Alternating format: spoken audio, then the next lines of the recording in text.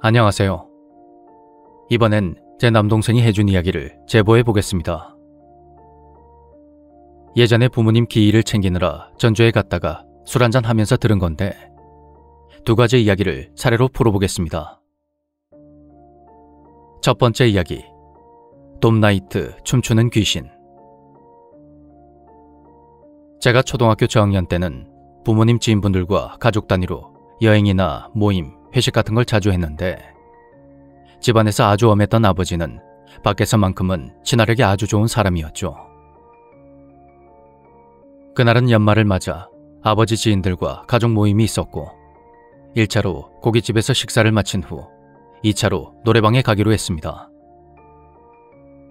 어른들 모두 반주를 해서 그런지 흥이 오른 데다가 연말 분위기로 다들 들떠 있었는데 근처에는 마땅히 갈 만한 곳이 없었죠. 주변을 둘러보던 어른들은 대로변 건물에 불이 켜진 땡땡 나이트 간판을 보게 되었고 저를 포함한 아이들이 있어서 그곳에 갈지 말지 잠시 실랑이를 하더군요. 그때 눈발이 갑자기 거세졌고 어른들 몇 명은 업소 관계자와 상의한 끝에 우릴 데리고 그 나이트로 들어갔습니다. 그곳이 어떤 곳인지 잘 몰랐던 우리들은 마냥 신이 나서 우르르 안으로 들어갔고 어른들과 테이블을 따로 잡고 앉아 과자를 먹고 있었습니다. 그리고 잠시 후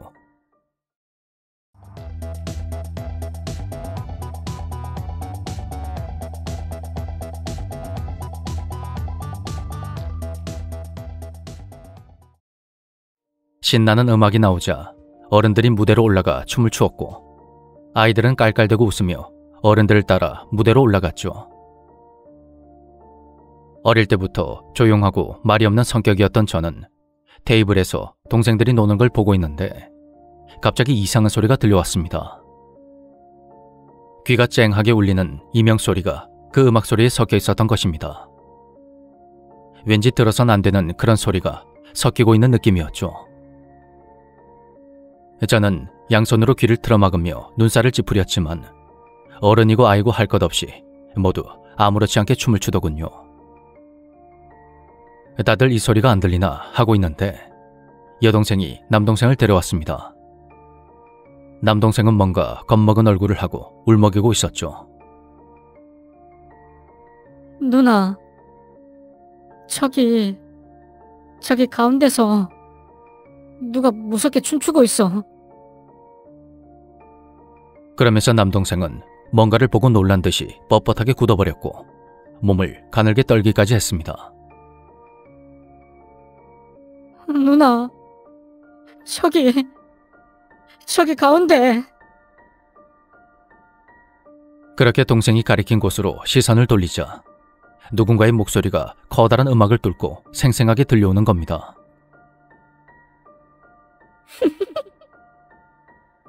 너 나 보이지? 나 보이잖아. 그 목소리에 저도 온몸에 소름이 돋으며 그대로 굳어버렸습니다. 방금 들었지? 들었잖아. 나 보이지? 날 봐. 나 보이잖아. 도저히 사람이 낼 수 없는 날카로운 고음의 목소리에 저는 안고 있던 동생을 놓고 바로 귀를 틀어막았습니다. 마치 산에서 메아리가 울리듯이 그 소린 반복해서 들려왔죠. 누나, 계속 소리 나는데 아무도 못 보는 것 같아. 그런 동생을 달래며 녀석을 데리고 잠시 밖으로 나가려고 했는데 그때 갑자기 천장이 열리면서 하늘이 보이더군요. 누나, 하늘이 다 보여.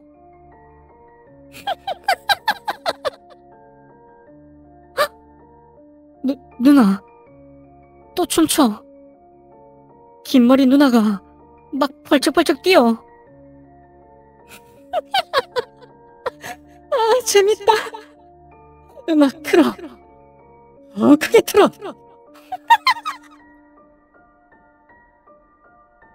여자의 목소리가 선명하게 들릴 때마다 쨍한 이명도 점점 커져갔고 그럴수록 마음이 점점 불안해졌습니다. 바로 그때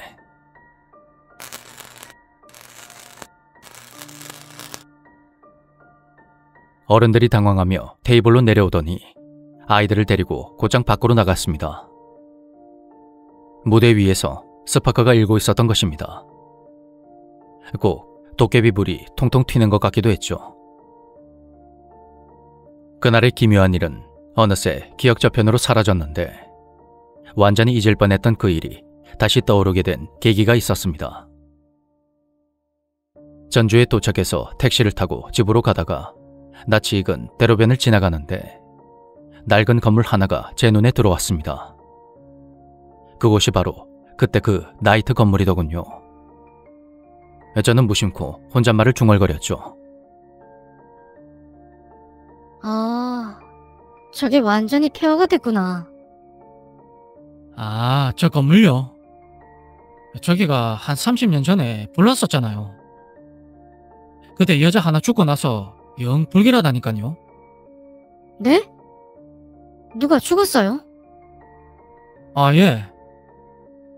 젊은 아가씨가 집에서 강제로 결혼시키려는 걸 못 견뎌서 그랬다던가. 저기 나이트 있었던 거 알죠? 아, 네. 어릴 때 어른들 따라서 한번 갔었어요. 아, 그래요? 나도 젊었을 때 몇 번 갔었는데 그 30년 전에 그렇게 불이 크게 난 거야. 그때 그 아가씨가 일부러 안 빠져나오고 끝까지 춤만 췄다나 뭐라나. 어우, 소름 돋아. 그러고 나서 다시 재건을 했는데 10년 전쯤인가? 거기 불이 또 났어. 그 후로 여태껏 방치된 거예요. 불이 또 났어요? 그렇다니까. 불이 한 번 난 적이 있으니까 전기공사, 뭐 소방공사 그런 거를 완전 전문으로 하는 업체에서 돈도 많이 주고 그렇게 손봤다는데, 야, 그 건물에 불이 그렇게 크게 났다니까요. 그것도 한 번이 아니고 2번씩이나 났으니까 다시 손님 받기는 걸러서 저렇게 방치해둔 거래요. 뭐 죽을 때까지 춤추다가 죽었다던 그 여자 때문에 불길해서 그렇다는 둥, 뭐 그런 말도 얼핏 듣긴 했는데 글쎄, 뭐 자세히는 나도 모르겠네요. 그날 저와 남동생이 들었던 그 기이한 소리, 그리고 무대 위에서 춤을 추던 긴 머리의 여자. 왠지 연결고리가 있을 것 같지만 더 이상 알 수 있는 건 없었습니다. 두 번째 이야기, 숨겨진 다락방의 귀신. 이번 이야기는 제가 초등학교 3학년 때 있었던 일입니다. 당시 건설업에 종사했던 아버지는 남는 땅 한편에 집에서 먹을 채소들을 소소하게 길렀는데 항상 절 데리고 다니며 일을 시켰습니다. 그날도 밭에 가기 전에 아버지 회사에 들렀는데 그때 손님이 찾아왔습니다. 그분은 지인을 통해서 아버지를 소개받았다며 어떤 건물에 대한 이야기를 꺼냈죠. 사장님, 제가 3층짜리 건물이 있는데 대지도 다 제 소유입니다. 다름이 아니라 어머니 병환이 깊어서 급하게 건물을 매각하려고 하는데 사장님이 그걸 좀 샀으면 했어요. 그런 손님의 제안에 아버지는 직접 보고 얘기하자며 그곳으로 갔고 저도 아버지를 따라 나섰습니다. 그곳은 모든 벽면이 시멘트로 마감된 건물이었는데 뭔가 서늘하고 우중충한 느낌이었죠. 그때가 여름방학이라 한창 더울 때였는데 공기가 너무 서늘해서 저도 모르게 몸이 떨렸습니다. 빛이 좀 잘 안 들어오긴 하는데 그래서 여름이 선선합니다. 단열재 보강만 잘하면 겨울에도 거주하는데 큰 문제는 없을 겁니다. 원래 층별로 세입자도 다 있었어요. 확실히 정남향은 아닌데 그래도 나쁘지 않네요. 이 정도면 괜찮네요. 아버지는 손님에게 다음날 계약하자고 약속을 잡은 뒤 바로 집으로 가서 어머니를 데리고 왔습니다. 두 분은 상의 끝에 10년 가까이 살았던 집을 팔고 그 건물을 공사해서 이사를 오기로 했죠. 일이 너무 갑작스럽게 진행됐습니다. 원래 살던 집은 맨션 건물 5층 꼭대기였는데 엘리베이터가 없어서 그런지 빨리 팔리지가 않았습니다. 그 집과는 별개로 우리는 새로 매입한 건물로 바로 이사를 갔죠. 처음에는 새로운 곳으로 이사 갔다는 것에 모두 들떠 있었던 것 같습니다. 그러다가 여동생이 자신의 방에서 숨어있는 공간을 발견했는데 그곳은 벽면 안쪽으로 해서 계단으로 이어진 다락방 같은 공간이었습니다. 아버지도 미처 몰랐던 공간이었죠. 아버지는 그곳에 문을 만들어서 공간을 밖으로 드러내어 쓰기로 했고 구조를 변경하는 공사가 진행되었습니다. 다들 숨겨진 공간에 놀라면서도 뭔가 재밌어하는 눈치였는데 유독 남동생만이 그 공간에 가는 것을 온몸으로 거부하는 겁니다. 몇 달 후, 이모네 가족과 사촌들이 새 집을 구경한다며 놀러왔습니다. 당시 비디오 가게를 운영하던 이모가 비디오 여러 개를 가지고 왔는데 그때 봤던 영화가 공포영화 엑소시스트였습니다. 아이들은 무섭다며 방으로 들어갔고 저는 좀 더 보고 싶었지만 엄마가 동생들이랑 놀아주라며 절 방으로 들여보내더군요. 얼마 후 거실이 소란스러워서 나가봤더니 남동생이 입에 거품을 물고 기절해 있는 겁니다. TV 화면은 영화 주인공인 소녀가 계단을 거꾸로 내려오는 그 장면에서 일시 정지된 상태였죠. 동생은 사촌들과 함께 방에서 놀지 않고 엄마 품에 안겨서 칭얼거리고 있는데 갑자기 TV 화면을 보고 소리를 질렀다는 겁니다. 그때 분위기를 조성한다고 베란다 문을 다 닫아놓고 불을 끄고 커튼까지 쳐놨는데 제 눈에 커튼이 마구 흔들리는 게 보이더군요. 그걸 본 순간 지금껏 새 집에서 단 한 번도 못 느꼈던 한계를 느꼈는데 비유를 하자면 맨몸으로 냉동창고에 들어가는 것보다 더 심한 정도였습니다. 커튼이 저절로 움직이는 걸 본 순간 온몸에 흐르는 피까지 굳어버린 듯 했습니다. 그러다가 순식간에 몸이 풀리면서 남동생도 정신을 차렸고 동생은 절 보며 말했습니다. 누나, 여자가 TV 속으로 들어갔어. 뭐야? 그렇게 동생은 횡설수설하며 정확하게 말을 늘어놨습니다. 동생의 말인즉슨 여동생 방에 있는 다락방 구석에 어떤 여자가 몸을 웅크리고 있었는데 그 여자가 너무 무서워서 다락방에 가지 못하겠다고 하더군요. 그런데 영화를 보고 있는 도중에 여자가 베란다 문을 열고 들어와서는 동생 옆에 앉더니 비디오를 뚫어지게 쳐다보더라는 겁니다. 그러다가 문제의 그 계단 장면이 나오자 여자가 스르륵 일어나더니 TV 안으로 쑥 하고 들어갔고 화면 속의 소녀의 눈이 이내 파랗게 빛났다고 합니다.